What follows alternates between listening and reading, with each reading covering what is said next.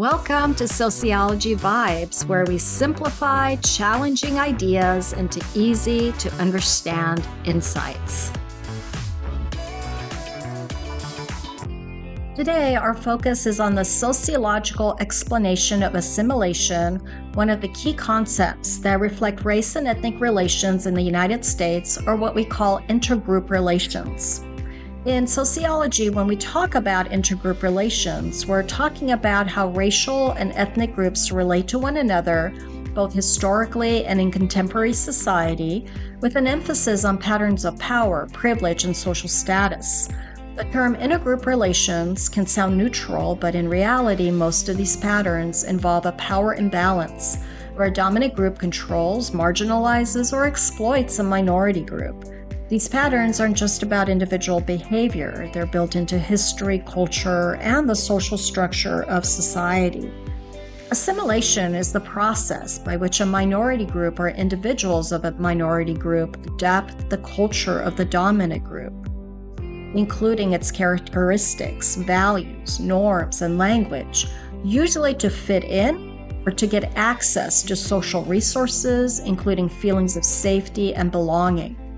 For example, many immigrants who came to the U.S. in the early 1900s changed their last names, stopped speaking their home languages, and encouraged their kids to act, quote-unquote, more American. Sociologist Robert Park described the race relations cycle as a model of how racial and ethnic groups interact over time, especially in immigrant societies like the United States. He believed that these relationships move through 4 stages. Contact stage occurs when different groups first come into contact, often through migration or colonization. For example, when European immigrants arrive at Ellis Island in the early 1900s, or today when Central American workers migrate to the U.S. for employment opportunities, or refugees from war-torn countries receive amnesty in the United States. Conflict stage occurs when competition and tension rise, usually over jobs, power, or cultural differences. For example, in the later part of the 1800s, violent clashes broke out in Western states during the Chinese exclusion era. White laborers accused Chinese immigrants of stealing jobs, leading to riots and the 1882 Chinese Exclusion Act, the first major U.S. law banning immigration based on race or nationality. Even today, some people express fears that immigrants take jobs, while others point out that Americans refuse to work these jobs. The accommodation stage occurs when groups find ways to live and work together, even under conditions of inequality and racism. Examples include Chinatown in San Francisco, Little Italy in New York, Koreatown in Los Angeles, or Little Havana in Miami, where cultural traditions are maintained while adapting to American life. Celebrating cultural and religious holidays also blends one's cultural identity with everyday life in the United States. The assimilation stage occurs when over time minority groups are absorbed into the dominant culture. This often means that over generations, descendants of immigrants lose their traditional language and only speak English, adopting American customs, often also losing parts of their original culture in the process. During the last century, many descendants of European immigrants, including Italian, Jewish, and Polish Americans, experienced social mobility into the middle class, spoke only English, and were largely accepted as part of mainstream white America. Today, many second-generation immigrants, including children of Mexican, Filipino, and Indian families, grow up bilingual and fully part of the U.S. culture.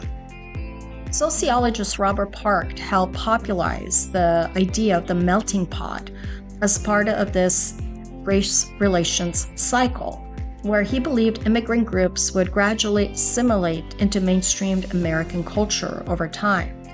However, it is important to note that Robert Park was critical of assimilation because he recognized that the melting pot idea assumed everyone would blend into a white, middle-class norm, ignoring power differences and racism.